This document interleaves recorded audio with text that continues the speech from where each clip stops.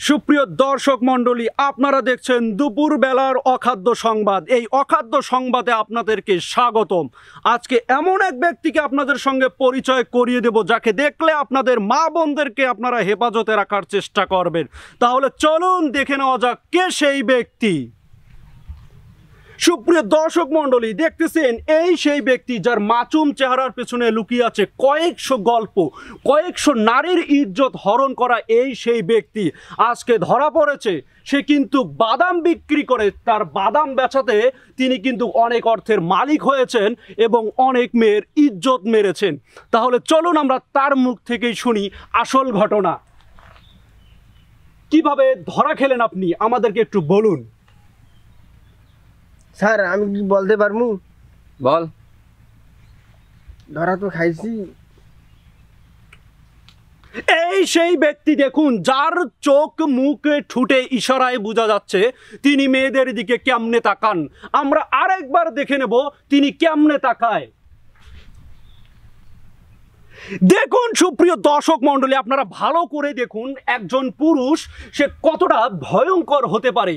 সে কিন্তু আসলে বাদাম বিক্রি করে। আমরা তার কাছ থেকে আরো ইনফরমেশন নিব। আপনার নাম কি? আমার নাম দেলারা চিনি ছাড়া ওনার নাম, এটা কোনো নাম হলো? আমরা এবার দেখব ওনার লেখাপড়া কোন কলেজে। আপনি কোথায় লেখাপড়া করেছেন?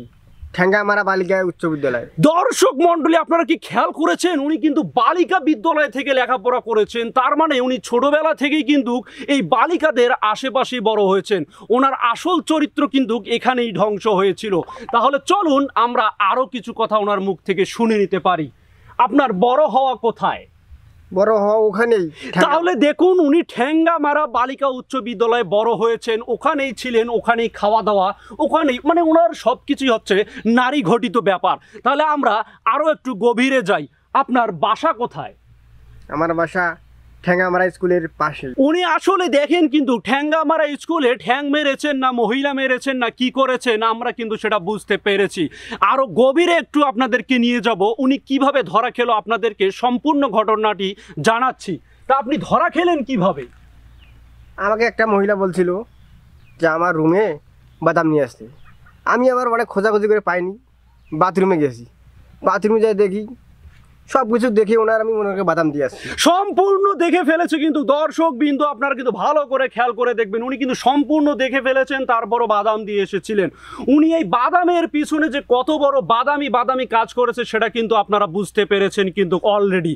আর এনার মতন মনে করেন যে যতগুলো রয়েছে এই বাদাম বেচনেওয়ালা, এগুলোদেরকে আপনারা ধরিয়ে পুলিশের হাতে তুলে দিবেন।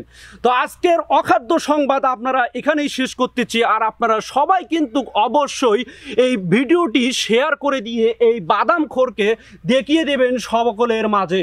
তো আজকে এখানেই শেষ করতেছি। দেখা হবে পরবর্তী কোনো বাদামখোরকে নিয়ে। ভালো থাকবেন।